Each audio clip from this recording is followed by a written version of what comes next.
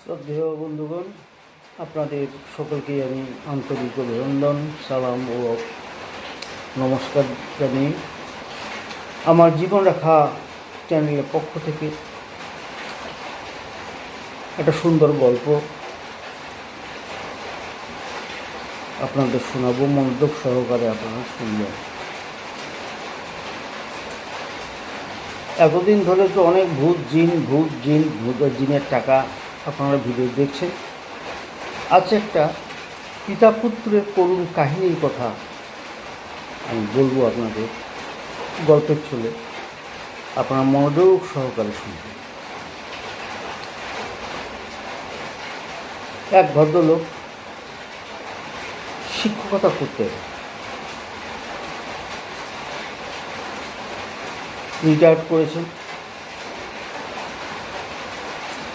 ওনার ছেলেকে বিয়ে দিয়েছেন, মেয়েকে বিয়ে দিয়েছেন। ছেলের ঘরে একটা শিশু আসে, অর্থাৎ মাস্টারমশাইয়ের নাতি। তো মাস্টারমশাইয়ের বয়স এখন প্রায় এই ৭৫ বছরের মতো চলছে। একদিন শীতের সকালে ওনার বাড়ির পাশে একটা পুকুর আছে।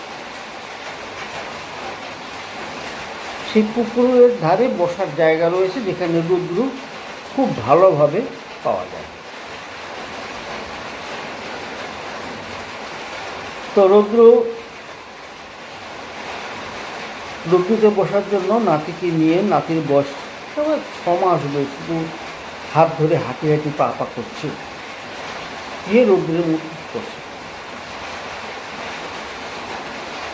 সেখানে একটা বক সেই জলাধারে গিয়ে মাছ খাওয়ার জন্য খুব দৃষ্টি থাকে, কখন মাছটা ধরে। তো তোর নাতি বারবার জিজ্ঞেস করছে, দাদু ওটা কী জিনিস, ওটা কী জিনিস। এদিকে দাদু তার স্মৃতিশক্তিতে আসছে না ওটার নাম কি। এমন সময় তার ছেলে এসে ওখানে বলে, বাহ কি সুন্দর, দাদু আর নাতি সুন্দর বসে রোদ্দুরে বসছে। ছেলেও তখন একটা চেয়ার নিয়ে আসছে, ওখানে বসে। ছেলেকে বাবা বলে যে, বাবা ওই যে দেখা যাচ্ছে ওটা পাখি, ওটা কী নাম? ছেলে বলছে, বাবা ওটার নাম বক। আরও কিছুক্ষণ পরে বলে ওঠে, বাবা ওটার কী নাম? ও বলছে, বাবা বক। এরকম করতে করতে অনেকবার বলার পর শেষে যখন সেই বৃদ্ধ মাস্টারমশাই বললো যে, বাবা রে বল না ওইটা কী। হঠাৎ করে ছেলে রেগে মেগে বলে, বাবা বলছি তো এতবার যে ওটার নাম বক, ওটার নাম বক, ওটার নাম বক। কেন বিরক্ত করছো আমাকে? তুমি এরকম করছো, আমার ছেলেও আমার ওই রকম করতে পারে। বৃদ্ধ কিছু না বলে মনের ভিতরে তার কান্না চলে আসে। তখন তার ছেলে কি করে, হন হন করে রেগে মেগে তার ছেলেকে টান দিয়ে নিয়ে ঘরে চলে আসে। বৃদ্ধ ওই দৃশ্য দেখে খুব দুঃখ পায়। ধীরে ধীরে ধীরে ধীরে বাড়িতে আসে, তার বৃদ্ধা বউকে বলে যে, তুমি কোথায় আছো? বলছে, কেন? বলছে, শোনো, আমি যে প্রতিদিন জীবনের প্রতিটা সময় কি করেছি তার একটা ডায়েরি লিপিত আছে। বলছে, হ্যাঁ আছে। ওটা একটু বের করবা? ওই দাঁড়ো, তুমি বসো, আমি দিচ্ছি। তখন ওই ডায়েরি দেখার পরে ভদ্রলোক চোখে চশমা লাগিয়ে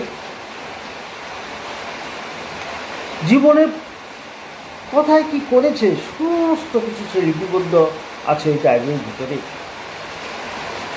তো ডায়েরির পাতা খুঁজতে খুঁজতে খুঁজতে হঠাৎ করে ওর ছেলের কবে জন্ম, তারপরে কি করে বড় হলো, কত কি তার পিছনে করতে হলো বাপ হিসাবে, সমস্ত জিনিসগুলোর মধ্যে আসে।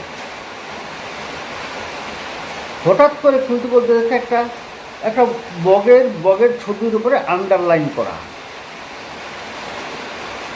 ওখানে লেখা রয়েছে ছেলে এটা আমাকে 112 বার প্রশ্ন করেছিল, বাবা এটার নাম কি আমাকে বলে দাও।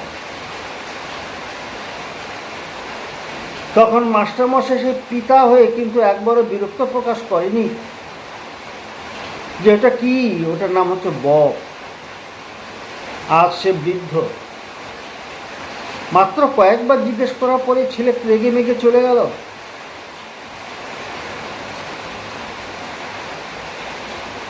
কি মনে হচ্ছে আপনাদের? এটা তো জানা কথা যে বয়স হয়ে গেলে মানুষ অনেক কিছু ভুলে যায়, কখনো মনে থাকে কখনো মনে থাকে না, কখনো মনে থাকে কখনো মনে থাকে না। সেই মুহূর্তে ছেলেকে জিজ্ঞেস বা ডেকে এনে বলে যে বাবা এত সালে এত দিনে ওই তারিখে তোমাকে আমি এগুলো শিখিয়েছিলাম, তোমার কিন্তু আজও মনে আছে। আমার মনে তো আজ থাকে না, লেখাটা মনে আছে। এই দেখো পুরনো হয়ে গেছে লেখা, খসখসে হয়ে গেছে কাগজটা, দেখো। তো বাবা তোমাকে আমি বলতে চাই, তুমি যখন বৃদ্ধ হবে, তোমার যখন নাতি তোমাকে জিজ্ঞেস করবে, তুমি আজকে যেমন ব্যবহারটা করলে আমার সঙ্গে, এটা যেন তোমাকে পেতে না হয়। মনে রেখো, এটা ঠিক নয়। বাবারা বয়স হয়ে গেলে তাদের বৃদ্ধ হয়ে গেলে কী হয়, তাদের স্মৃতিশক্তি কমে যায়। ওদের তুমি শিক্ষিত ছেলে, অবশ্যই জানো। বলতে বলতে সেই রিটায়ার্ড শিক্ষক মহাশয় কেঁদে ফেলেন। তার বৃদ্ধ বউকে হাত ধরে বলে, দেখো আমরা কি ছিলাম, এখন ছেলে আমাদের মধ্যে রাগারাগি করে। যাক, ছেলেকে তুমিও বুঝিয়ে বলো ব্যাপারটা যাতে এরকম না হয়। তো এই হচ্ছে গল্প।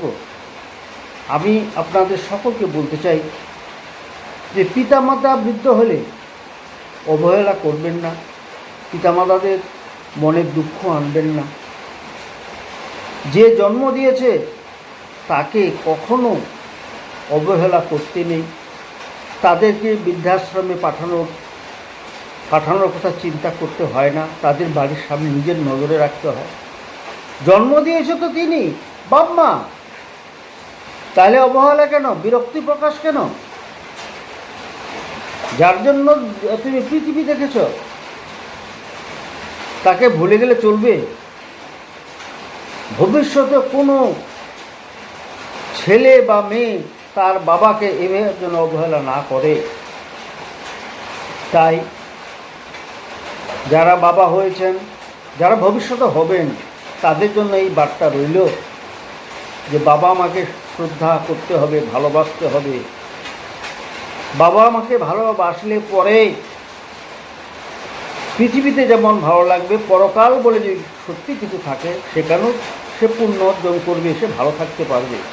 এটাই হচ্ছে আমার মূল বার্তা। যদি আপনাদের এই গল্পটি ভালো লাগে, মনে ধরে, তাহলে অবশ্যই আমার চ্যানেলটাকে ভালোবাসবেন, সাবস্ক্রাইব করবেন, শেয়ার করবেন, লাইক। এটাই আমার মূল কথা। ব্যাপার হচ্ছে পিতামাতাকে অবশ্যই ভালোবাসতে হবে। পিতামাতাকে ভালো না বাসলে, পিতামাতা যদি দুঃখ পায়, তাতে কিন্তু পরবর্তী সংসারে অশান্তি দেখা দেবে যে কোনো দিন। এটা হচ্ছে 100% সত্য কথা। তো আমি চাই না কোনো পিতামাতা এইভাবে দুঃখ পাক, কষ্ট পাক। আজকে এইখানেই শেষ করছি। সকলেই ভালো থাকবেন। প্রচণ্ড বৃষ্টি হচ্ছে, বৃষ্টিকে উপভোগ করুন, ভালো থাকুন। আবার দেখা হবে আপনাদের সঙ্গে গল্পের মাধ্যমে, নানা রকম বিষয়ে ভিডিওতে। ইউটিউবে আমাকে দেখতে পাবেন। আপনারা যদি আমাকে উৎসাহ দেন, আমি আরও অনেক সুন্দর সুন্দর বাস্তব জীবনের কথা তুলে ধরব আপনাদের। সবাই ভালো থাকবেন। জয় হিন্দ, বন্দে মাতরম।